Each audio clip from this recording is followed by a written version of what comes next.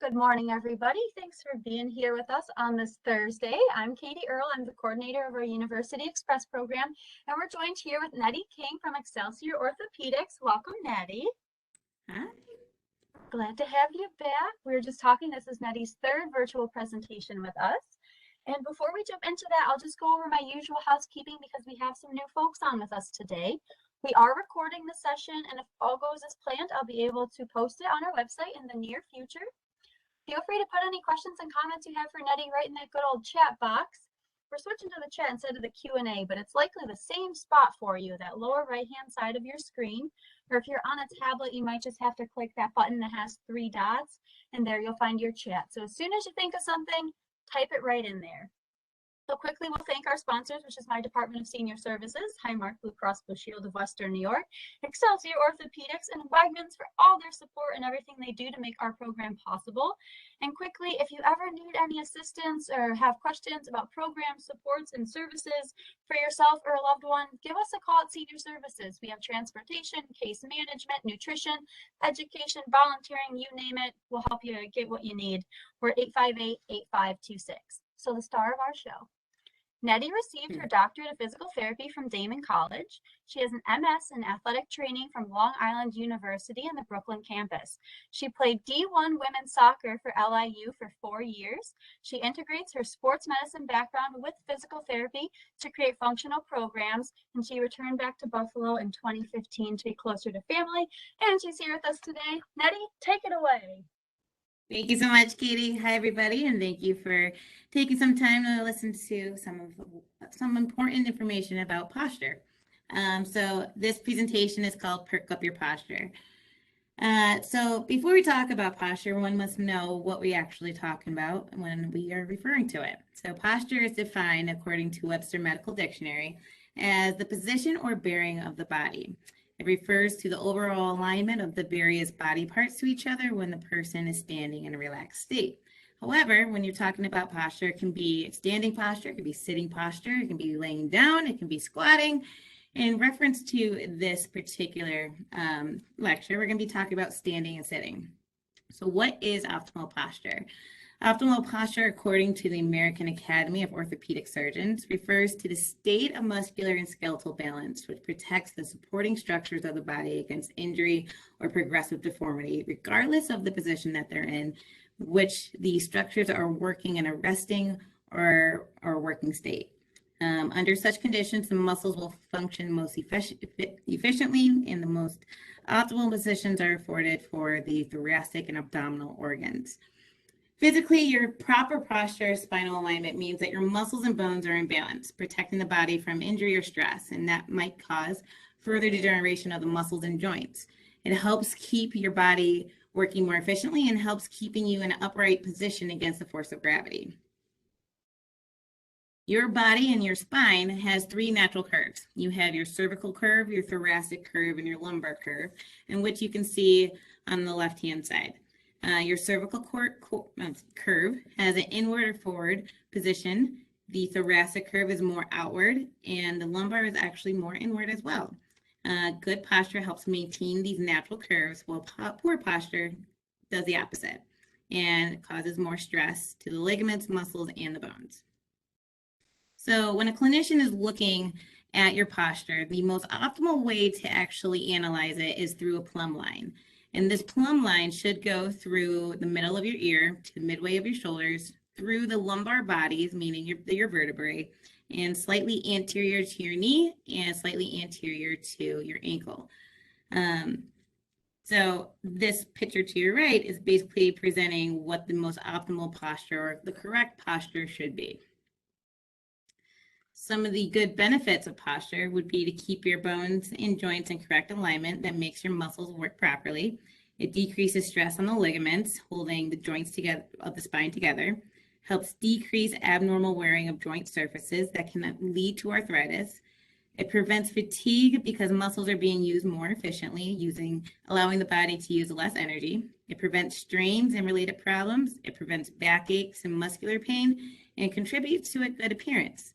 And obviously towards our right-hand side, you can see different kind of positions posture in general, but the midline or the most middle one is the most optimal posture that we would like to have.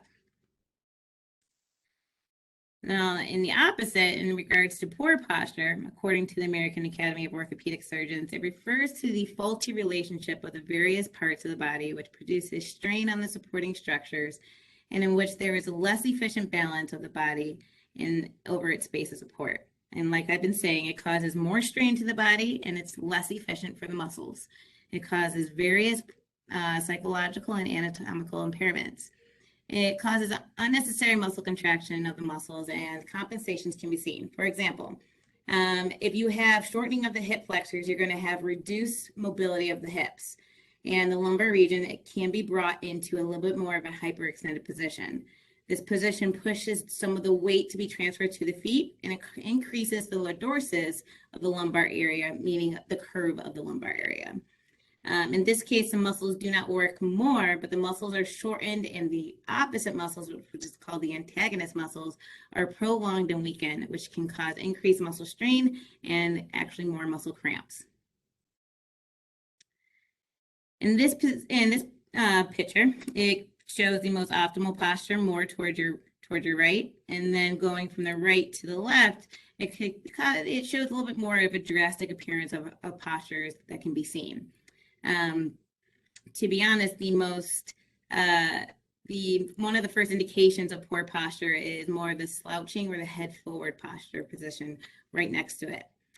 This posture actually closes down the lymphatic drainage of the neck and causes more strain to the posterior aspect of the neck musculature. As you go from right to left, there's many different cases or causes for bad posture, which can be seen through car accidents, sports injuries, working at computers, loss of bone density, weakness, shortening of muscles. But we're going to go through each posture individually. In regards to forward head posture, the effects of the forward head posture range from neck pain, stiffness, headaches, to an association of higher mortality rates for elderly men and women. In a study in 2019 of healthy college students found that head posture decreases the mid-spine mobility, leading to decreased respiratory function. The more forward you lean, the more weight you're putting on your neck and throughout your spine. In a study in 2014, it calculated the force in pounds of the flexing neck posture to different degrees. So normally your head weighs about 10 to 12 pounds. But when you have a forward head posture at 15 degrees out of alignment, you increase that force to 27 pounds. At 45 degrees, you increase it to 49 pounds. And at 60 degrees, you increase it to 60 pounds of weight throughout your spine. In regards to thoracic kyphosis, kyphosis is the more extreme form of a forward head posture. So right over here. The degree in which you're hunched over determines the amount of pain and dysfunction you'll experience during this misalignment. When you're severely hunched over, it's harder to walk and you have the increased risk of falls and injuries. Older women with hyperkyphosis have a 70% increased risk of fractures. And as I just talked about, it's due to that increased force that you have throughout your spine. It also affects mobility and mortality of older people. In the aging populations, kyphosis is estimated to affect 20 to 40% of older men and women, and it increases as you age. When we talk about lordosis, we're talking primarily of the excessive inward curve of the spine. You can actually have lordosis of cervical spine, and you can have lordosis of the lower back. More often, it's going to be shown through the lower back. When a person has lordosis in the low back, they can lie on a flat surface and have space between their low back and the surface. Although the low back pain is experienced by many with lordosis, the pain doesn't immediately stem from this condition, but also derives from surrounding factors such as trunk weakness and short hamstrings and tight thighs. In regards to lordosis of the neck, however, it's less common. In the neck, it doesn't compress any of the vertebrae or the nerves, but it kind of causes more of the muscles to be working harder because it causes more tightness within the muscles of the curve. In regards to swayback, when I talk about swayback, it represents the fault posture that is different than normal posture because you have an anterior tilt of the pelvis and you have a little bit more of kyphosis throughout the thoracic spine. This could arise from faulty habitual postures and weakened muscles. And when your spine is in a swayback position, it may cause back pain that affects your ability to move. And then obviously, if it's in this posture, you're going to have an increased risk of low back pain and hip injuries and other musculoskeletal injuries, such as disc degeneration within your spine. Causes and effects of poor posture. Some of the causes of poor posture is related to obesity, pregnancy, the excessive use of high heel shoes, muscle weakness, decreased flexibility, pain, fatigue, and occupational stresses. Some of the effects can lead to physical problems from low back pain, jaw pain, loss of balance, increased headaches. You can have neurological issues such as numbness and tingling, and some foot pronation. So how do you test and how do you know what your posture is without a clinician actually looking at you? And I like to call this the wall test. Stand with your head, shoulder blades, and buttocks touching a wall. Have your heels about 2 to 4 inches away from the wall, and slide your hand behind the curve of your lower back with your palm flat against the wall. Ideally, you'll like at least one hand's thickness of space between the back of the wall and your back. If there's too much space, tighten your abdominal muscles to flatten the curve of your back. If there's too little space, I'd like you to arch your back a little bit so you can create a little bit more space between the wall and your back. Once you get that optimal posture where you have just the amount of curve and just the amount of space between the back and the wall, walk away from the wall while maintaining the posture. Step back to see if you were able to maintain that posture and recheck your alignment. You can also stand in front of a mirror. And what you're checking for when you're looking at yourself in the mirror is that your shoulders are level, your head is straight, the spaces between your arms and your sides are equally spaced. You're looking at your hips to make sure that they're level. Your kneecaps are facing straight, and you might have a slight foot flare, meaning that your foot is kind of externally rotated a little bit. One of the first things that you can help to correct your posture is change the configuration of your workstation. If you are consistently at, if you're consistently at work, you're typically at work for at least 8 hours during your day, and having the most optimal position while you're working can actually change the way that you're sitting. Change the chair and the way you sit, change the position at how you're looking at your cell phone, potentially buy a new mattress. Change from wearing high heels all the time to wearing flats or wedges or other supportive footwear. Breathe more deeply so you can expand your rib cage, which also helps improve the flexibility of your thoracic region, which is that mid region of your spine, and practice walking properly. Avoid a sedentary lifestyle. Science tells us that continuous work from seated or standing postures may be detrimental to your health. Yes, like sitting, prolonged standing is actually a sedentary behavior that should be avoided. Exercising the body throughout the day by stretching, walking, and taking the stairs is the best way to interrupt your unhealthy behavior. Scientific research supports simply adding periodic stretching breaks and brisk walks to your everyday routine prevents the adverse effects related to prolonged sitting. So some tips that you can have when you're sitting is adjust the height of the chair so your feet are flat on the floor. Keep your knees at or below the level of your hips. Don't cross your legs. Your ankles should be in front of your knees. Keep a small gap behind the back of your knees and the front of your seat. Adjust the chair to support the back or place a rolled towel or small pillow behind your low back. Make sure the top of your monitor is at or slightly below eye level. Keep your head and neck in balance in line with your torso. Relax your shoulders. Keep your forearms parallel to the ground and try not to sit in the same position for long periods. So everything I just said, I kind of just broke it down. So if you wanted to print out this PowerPoint, you can at least keep this little tidbit close to your work desk to make sure that you're at the most optimal position so you're not creating any bad postures that can lead to other detrimental issues down the road. So in terms of carrying a bag, ladies, many women carry their handbags on one shoulder, and they tend to favor more of the stronger side or the dominant side, or they're non-injured. Even if a bag is empty and is very light, the natural slope of the shoulder means that they're going to elevate the scapula/shoulder grade with the contraction of the upper shoulders and the neck to prevent the bag from sliding off. This isometric contraction overuses and abuses the muscles of the neck. In contrast, if the bag is too heavy, it's even worse because you're using more of a powerful muscle contraction that is needed, and the strap of the bags is digging into the musculature of the shoulder, causing direct physical irritation and cutting off local blood supply. Due to your body's efforts to redistribute the extra weight, your muscles tense more and they can become more stiff. The trapezius muscle, which is this muscle right here, and the muscles that go from your shoulder to the base of your neck, which sit on top of your shoulders, may spasm and become more tightened, resulting in a lot of stiffness in the up back, shoulder area, and neck. This may lead to pain when turning your head and the development of arthritis in the lower back. So instead of carrying your shoulder like picture A over here, the most optimal position to carry a bag would be picture B right here across your body.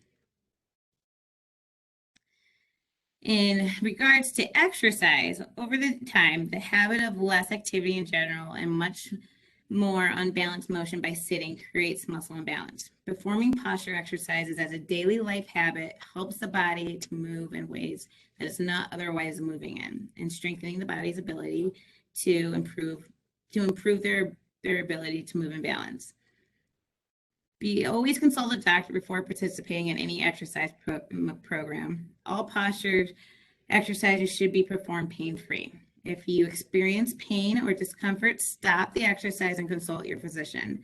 People with back or spinal problems are advised to seek a specialist before trying any of these exercises. I am just going to go over a few exercises that will help with your posture, help with strengthening, help with your flexibility.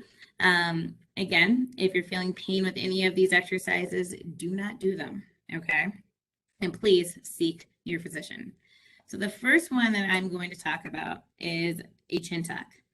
So what a chin tuck does is strengthens the deep cervical flexors and lower cervical extenders and other muscles that keep the head pulled back in a good position with the ears above the shoulders.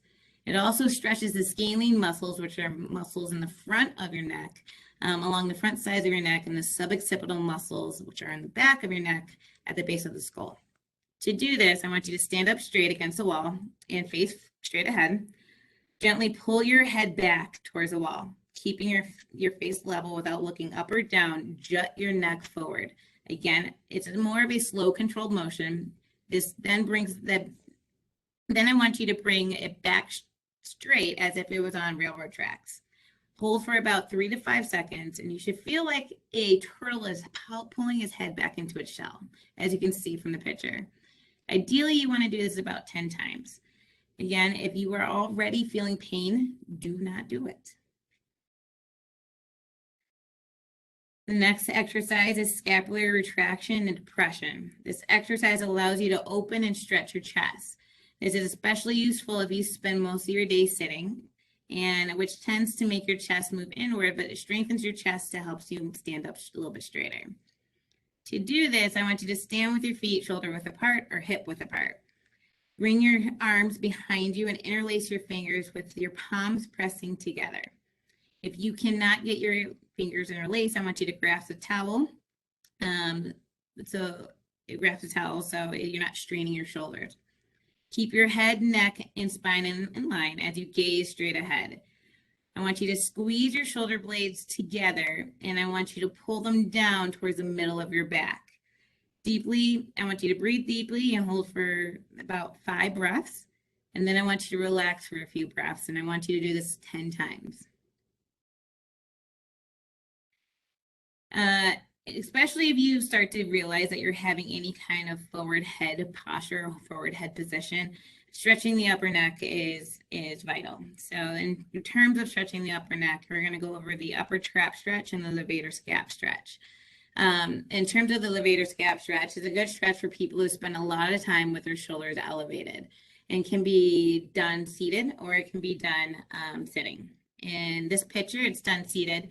What you're going to do is you're going to take your right hand and you're either going to put it underneath the chair that you're sitting on or the table that you're sitting on, and you are going to rotate your head about 45 degrees away. From there, you are going to gently look down and take your opposite hand and place it behind your head. And to add a little bit of overpressure, you're going to hold that position anywhere between 5 to 10 seconds, and then you are going to relax. Do not be over aggressive with this stretch. The other stretch is the upper trap stretch. So again, you can do this seated or standing. You are going to take your right hand, put it behind your back.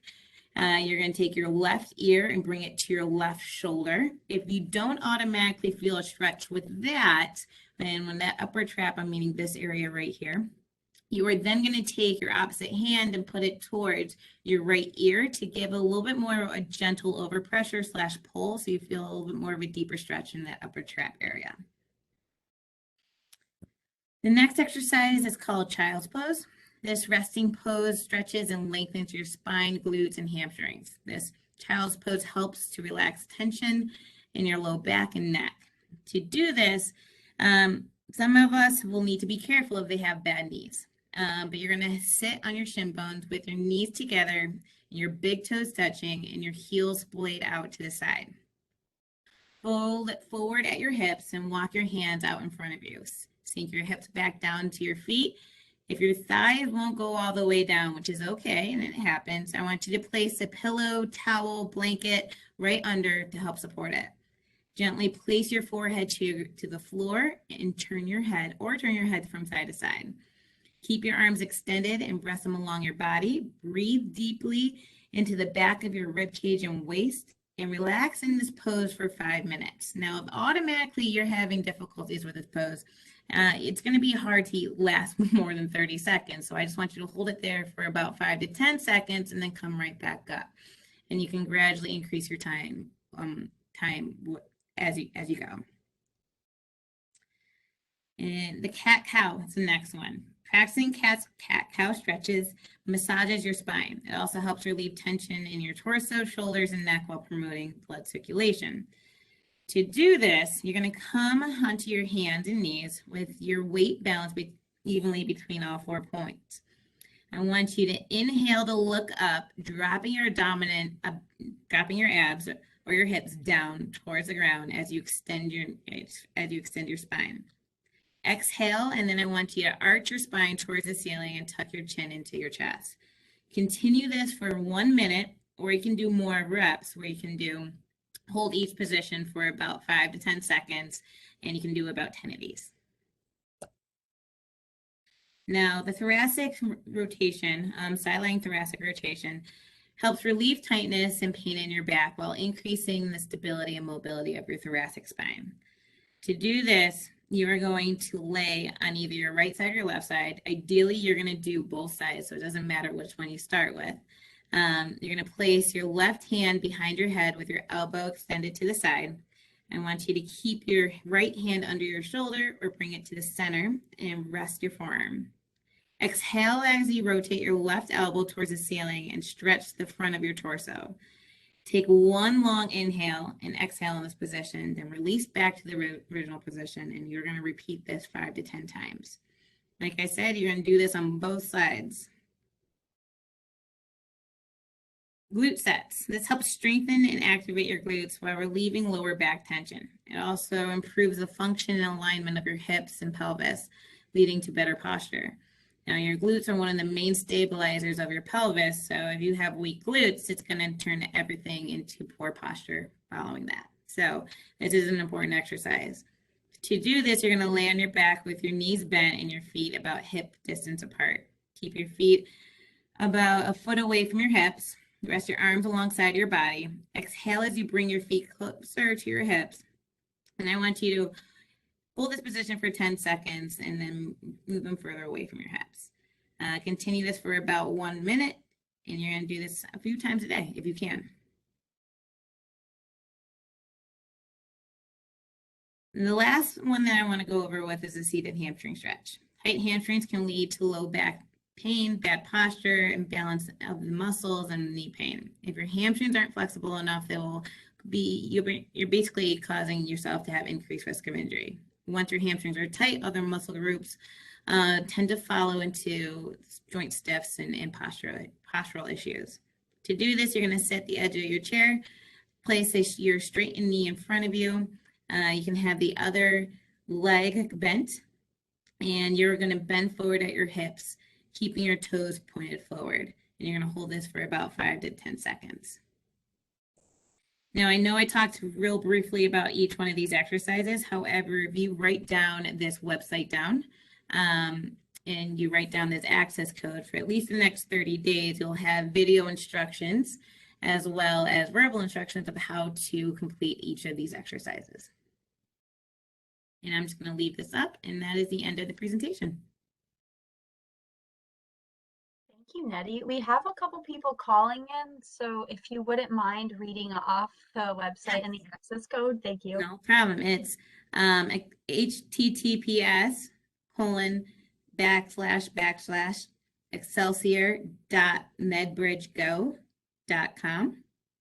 And the access code is HPLMQVW7. Thank you. No problem. We have a couple questions already. I know that I was messing around with my posture as you were talking. I bet others were too.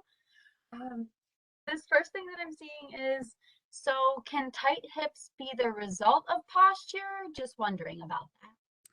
Typically, you're going to have tight hips that lead to poor posture. So if you have tight mobility of your hips or limited mobility of your hips, and will mean that you are either more anteriorly tilted of the pelvis or posteriorly tilted of the pelvis because one side of your hips are stronger than the other. And then once you have too much of a tilt of your pelvis, that is going to cause more strain in your low back. And just for some of us who don't know, can you explain what anterior and posterior tilt is, please? Yeah, and that just means the degree or the angle of where the hips are positioned in a standing position. So if I say anterior, I mean your hips are tilted more forward. And when I say posterior, I mean that they're tilted backwards. So you have more of a flat spine if it's posteriorly tilted, and you have more of a lordotic spine if it's tilted anteriorly. Thank you for that. This next person's wondering, is it ever too late to correct forward head posture or kyphosis? If you catch it early enough, absolutely not. However, the more dramatic and drastic the posture is, the harder it is for you to get back into that optimal alignment. It's never too late to help with the posture, and you can make small differences over time. Typically, if it's a little bit more drastic, it took you a while to get to that point. It's going to take you a while to get out of that point. It won't be 100% if it's very drastic, but there is a small degrees that exercise can help.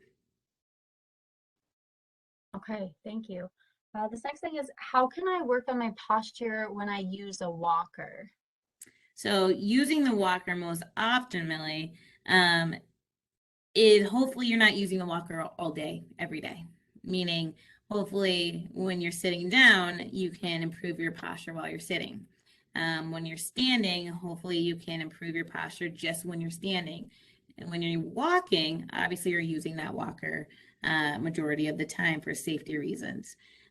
However, as long as the walker is measured correctly and angled correctly and it's the right size for you, you should be able to walk with the walker optimally while you're doing any kind of movement. Okay, thanks, Nettie. Next thing, oh, there we go. It says, I feel too weak to stand up straight. I've had bad posture all my life. Are some people just weak? Yes, there is a certain degree of weakness as we age, obviously, as we get into those more sedentary lifestyles. However, it's never too late to gain strength. You can start small and go from there. However, if your posture is due to weakness, then there's ways to improve that very well. And that starts with exercise. But I would say for you, seek a specialist, seek a physician, and then so a clinician can actually do an assessment to see what muscles are weak and how to start you off correctly without hurting you. Okay, thanks, Nettie. We have a handful more questions here. Is that okay? Yeah, of course. Just like rapid fire. This one is, are there any posture groups which meet and do exercises to music? I wish. You know what, that is actually a great idea, and I might just bring that back to my boss. As far as I know, not right now, but that would be fun. I would even do that. Absolutely. But as what I know, no, unfortunately. All right, thank you. I will give a plug for Senior Services Club 99. If you're not connected to it, we would love to have you. We have senior centers in Erie County that are hosting in-person classes, safely, socially distanced. We also have virtual exercise classes. Julie Rizala, she is the person in our department that runs those. Every morning at 9 a.m. during the week, she has music, not just a lot of great things for all kinds of different levels. So feel free to email me and I'll get you connected with Julie. Okay. This is, my sister has scoliosis and is very bent over. How can I tell if I have it? Scoliosis can really be identified through x-ray, and you can see the curvature of the spine. When we talk about scoliosis, we talk about the curvature of the thoracic region and the lumbar region, and usually it creates an S-curve. Depending on the degree of scoliosis and when it's diagnosed will determine how you can combat it. If you detect scoliosis younger, obviously it's a little bit easier to get stronger and strengthen the muscles that you need to fix the curvature of your spine. However, the older you get, it's a little bit harder. That makes sense. Thanks, Nettie. We have a comment. This has been excellent. Will it be recorded to view daily? We are recording, and if all goes as planned, I should be able to post it by tomorrow morning. So it'll live on our University Express website, and I can make sure everybody gets that link. We have, I've been told I'm hunched back. Is that the same as kyphosis? And what exercise or stance is best for this? I know I get lazy. So hunchback is a broad term for thoracic kyphosis, yes. In terms of the exercises in the list that I gave you, this scapular retraction with a depression, for you need everything to open up the front portion of your chest and to increase the strength of the musculature in the back. So you want to do any kind of pec stretches. You want to do any kind of retractions of the shoulders. And those two alone would help you tremendously. Cool, thanks, Nettie. We have somebody who's wondering if we could get the PowerPoint slides for your presentation. Would you be willing to send those to me? Absolutely. Okay, thank you.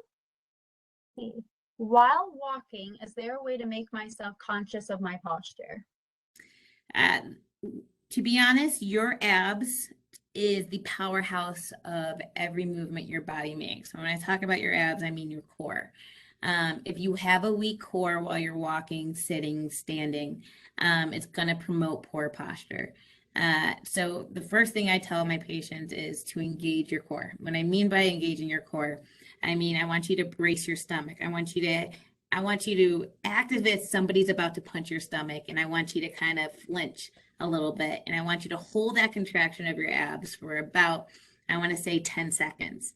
It's actually easier to do this while you're laying down on your back compared to when you're standing, because it eliminates gravity, and it can kind of isolate the abs out a little bit more in that position compared to when you're standing.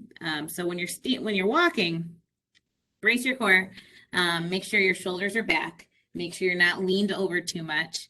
And the first thing in general is make sure you have good balance as well. And when you're walking, at times you're on a single leg.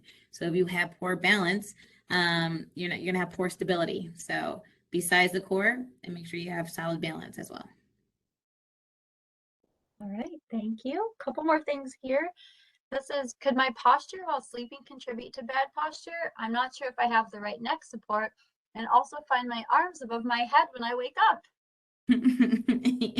I have a lot of patients that have shoulder issues, and then the next day they come in and they're even worse because of the way they slept.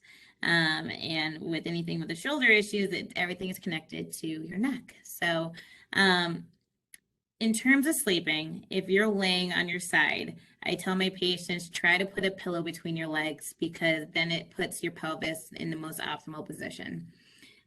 When you're sleeping, when it comes to your neck, pillows do matter. I'm not gonna lie. Having too many pillows can create poor posture for your neck and poor resting positions. I would say not enough support for your neck is also detrimental as well, because then the angle of your neck is kind of going downwards as you're sleeping. Do I have a pillow that I would prescribe people? I don't. It depends how your natural resting position is, and I would have to do an assessment on you and kind of go from there. Thank you, Nettie. This next is, how should I ask my primary doctor for an evaluation? What wording? Yeah, I would first say to them is that I feel that my posture is leading to increased risk of either falling or if you have a strain, or if you're having more pain, if you're having headaches. To be honest, the first thing I would say is, can I get a physical therapy evaluation for my posture? Because I feel like it could be better. And more often than not, your primary care physician will love that question and say, yes, absolutely. Okay, thank you. We're winding down here. Do you know where to look for chairs or couches that promote good posture, as most don't? To be honest, the more wear and tear of a couch, the worse it is. When it comes to couches, the sitting position is never their first thought. It's more of the design and comfort level and how fast somebody can go to sleep on a couch. It's more of the individual putting in the conscious effort of how they're sitting on the couch than anything. Is there a couch style that promotes the most optimal sitting position? As far as I know, no.